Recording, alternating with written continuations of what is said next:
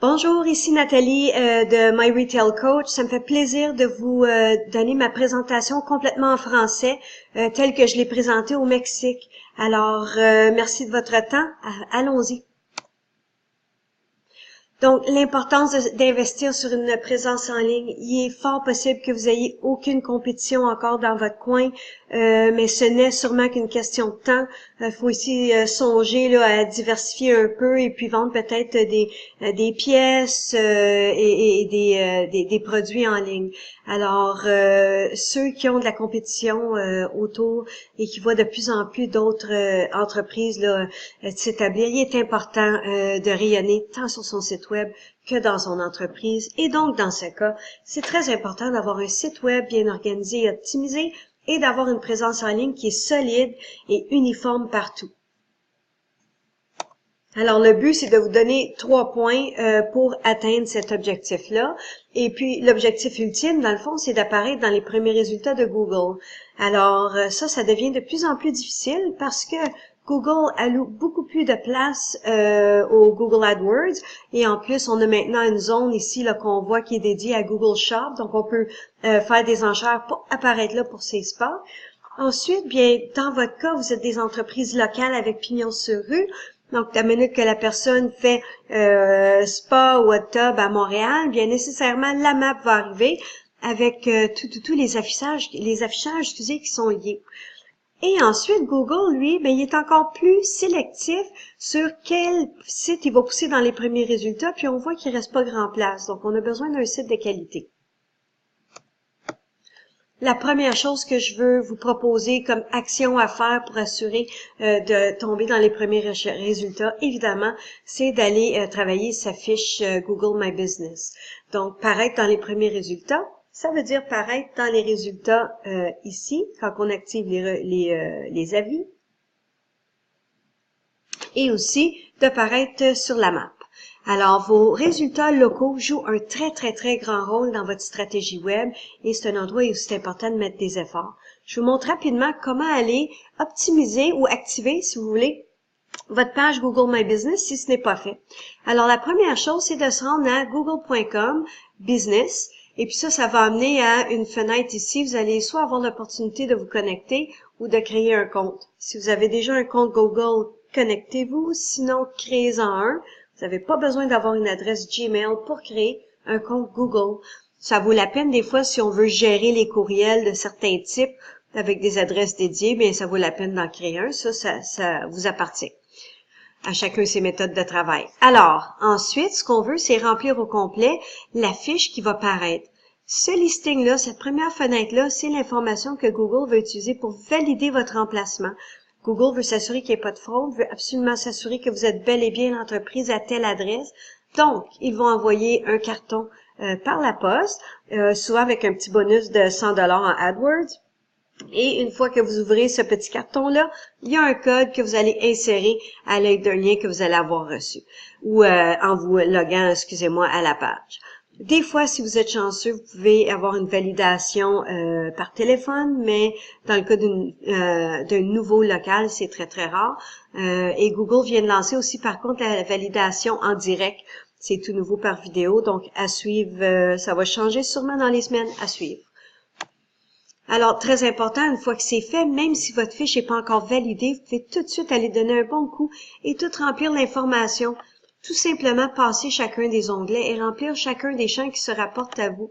Mettez votre logo, des photos. Très, très, très important d'avoir des photos de façade, de l'intérieur, de vos produits, Visite 360, vidéos, votre logo, de tout avoir ça là. L'autre aspect qui est très important, c'est d'activer les avis. Les avis, souvent, ça peut rendre les gens très nerveux parce qu'on ne choisit pas si un avis est publié ou non. Le concept des avis, c'est d'avoir des opinions honnêtes de tous et que les gens puissent... C'est le concept d'avoir ces plateformes-là, dans le fond, bien qu'il y ait des plateformes qui permettent de gérer ce qu'on publie ou non.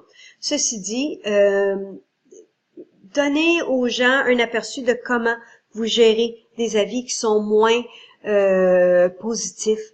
ça peut être un gros plus aussi. Personne n'est parfait, personne n'est à l'abri d'une personne qui va vivre une mauvaise expérience avec une entreprise, un entrepreneur, un employé ou un produit, mais de démontrer comment vous le gérez, par exemple, ça peut être un plus pour vous. Donc, c'est à considérer.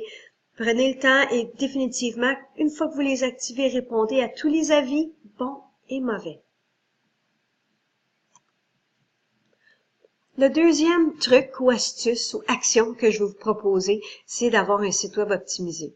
Donc, paraître dans ces résultats de recherche-là, ça peut être très, très, très difficile selon le niveau de compétitivité de votre domaine. Mais ce qui est important, c'est d'avoir une structure et un contenu pour expliquer à Google qu'est-ce qui se passe. C'est ça le truc, c'est de dire à Google exactement qu'est-ce qui se passe sur votre site. Donc, les deux éléments à travailler sur votre site web sont, comme je viens juste de dire, la structure et le contenu. Je regarde ces deux points-là tout de suite avec vous. Alors, la structure, ce qu'on veut, c'est un site bien optimisé. D'accord? Ce que ça veut dire, la première chose, c'est qu'on va avoir des noms de pages qui sont logiques. .com, nos services, et non pas de .html à la fin, ou des fois, c'est pire, il y a des .php. Donc, ce qu'on veut, c'est on appelle ça user-friendly. Alors, d'accord? Donc, les gens peuvent comprendre en lisant cette adresse-là ce qui se passe sur la page, les gens et donc Google. La deuxième chose, c'est d'avoir des métatitres et descriptions bien travaillées. Ça sonne un peu technique en effet. Vous reconnaissez, excusez-moi, le bout de texte qu'il y a ici. Ce sont des résultats Google. Ça ici, c'est le titre. Ici, c'est la description. Il y a des nombres fixes de caractères qui sont alloués pour éviter d'avoir des phrases qui ne sont pas finies ici. On voit and et puis 3 petits points. Ce qu'on veut, ce sont des phrases concises, préférablement avec l'emplacement et le numéro de téléphone en plus, pour que ce soit tout le temps facile pour les gens de vous rejoindre.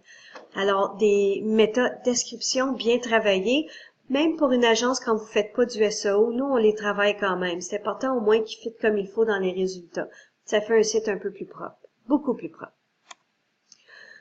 Une structure de page logique et conviviale, ça revient un peu avec le lien au nom de page. Ce qu'on veut, c'est que les pages soient le plus descriptives possible. Même là, accueil, produit, service, c'est correct, mais si on avait spa 2 à 4 places, spa 4 à 8 places, là, on vient scinder notre contenu, être encore plus spécifique, et puis ça peut avoir une valeur aussi au niveau du AdWords, si on fait une promotion spécifique, d'avoir une page dédiée à du contenu. Et ensuite, du contenu bien organisé. Tout comme on a appris dans nos cours d'écriture quand on était jeune, on veut organiser le contenu. On veut des titres, on veut des sous-titres, on veut mettre des listes à puces quand c'est nécessaire, on veut du stock qui est bien écrit et bien structuré. Alors, il est important que notre texte soit bien organisé. En utilisant les codes qui vont être pour un titre, un H1, H2, c'est ça qui parle à Google et qui explique la hiérarchie du contenu qui se trouve sur la page. Ensuite, parlons du contenu, toujours dans le point numéro 2.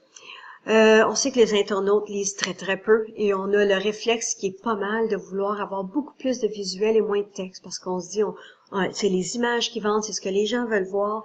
Mais par contre, Google, lui, il a besoin de voir du texte parce qu'il a besoin de comprendre. C'est pas juste une image qui lui dit à lui 1000 mots. C'est faux. On doit littéralement lui dire. Alors, on demande en moyenne par page d'avoir 800 mots, ce qui peut sembler comme étant beaucoup. Par contre, si on songe à mettre une introduction, parler de catégories de produits, d'avoir des listes de prix, des services associés à ces produits-là, ça peut très bien se gérer. Mais 800 mots, c'est quand même un bon volume pour chacune des pages de votre site web. Au niveau de la qualité du contenu aussi, c'est important de faire attention que vos images soient pas trop lourdes. Souvent, vous êtes appelé à mettre des images vous-même sur votre site web, ce qui est très, très bien. Ça vous permet de garder votre site web en vie. Ceci dit, faut que la plus grosse image sur votre site soit pas plus que 250K. Et puis, il y a même un maximum de lourdeur de page. Je pense qu'il tourne autour de 2 MB. Fait que c'est sûr qu'il y a des outils qui permettent de scruncher ça un peu, si on veut, pour les moteurs. Mais faut être faut porter une grande attention à la grosseur des images. On perd beaucoup de points quand quand un site est trop lent. D'accord? Aussi, l'autre point très important, c'est que si vous avez des vidéos à ajouter, ajoutez-les à partir d'une chaîne YouTube ou Wistia ou Vimeo, ce qui laisse leur serveur à eux prendre le fardeau de gérer la vidéo et vous n'avez qu'à la présenter sur votre site web et c'est beaucoup plus léger, ça va être beaucoup plus convivial pour vos clients. Le troisième dont je veux vous parler, ce sont les inscriptions aux annuaires, aussi appelées des citations.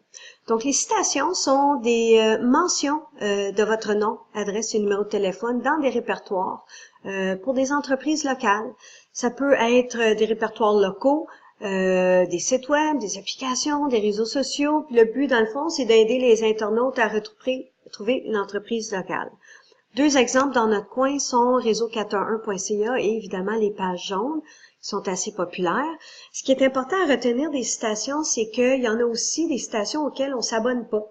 C'est des gens de scrappers qui vont aller créer des répertoires pour vendre la pub ou peu importe le but, mais sans vraiment votre permission.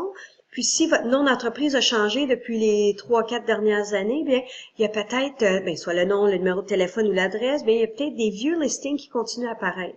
Ce qu'on veut, c'est des listings, des noms, adresses, numéros de téléphone uniformes partout sur le web, le plus qu'on peut. Important de noter que Google est capable de reconnaître des sites web qui sont de pauvre qualité et ne pas en tenir compte, mais c'est important de faire le ménage dans les citations. D'accord?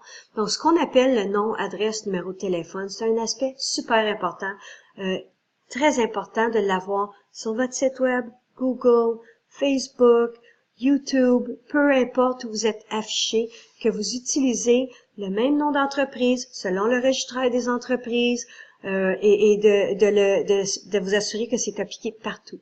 Donc, il y a des entreprises qui peuvent faire le ménage pour vous. Il y a Bright Local, SweetIQ, puis il y en a sûrement plein d'autres. Eux, leur job, c'est d'aller faire les corrections sur les annuaires et demander d'être retirés sur les annuaires qui sont de moins de qualité et aussi vous inscrire sur de nouveaux annuaires de qualité où vous êtes peut-être pas inscrit. D'accord? Mais c'est important de faire un ménage, je vous dirais, au moins une fois. Et ensuite, une des choses que moi je peux vous offrir, c'est une analyse gratuite en m'envoyant tout simplement un courriel avec vos coordonnées, nom de la personne à qui je vais envoyer le rapport, à l'adresse courriel que vous voyez là, qui est nathalie@commercialmyretailcoach.com. Vous ne serez aucunement sollicité. C'est vraiment un petit ajout là, que je souhaitais absolument offrir pour vous aider à cheminer dans vos affaires. J'ai aussi le fameux checklist qui fait partie des pièces jointes là, incluant cette vidéo. Et aussi ce tableau SEO que vous pouvez apporter si vous faites déjà du SEO avec quelqu'un, apportez ça et puis parlez de tout ça avec eux, posez des questions.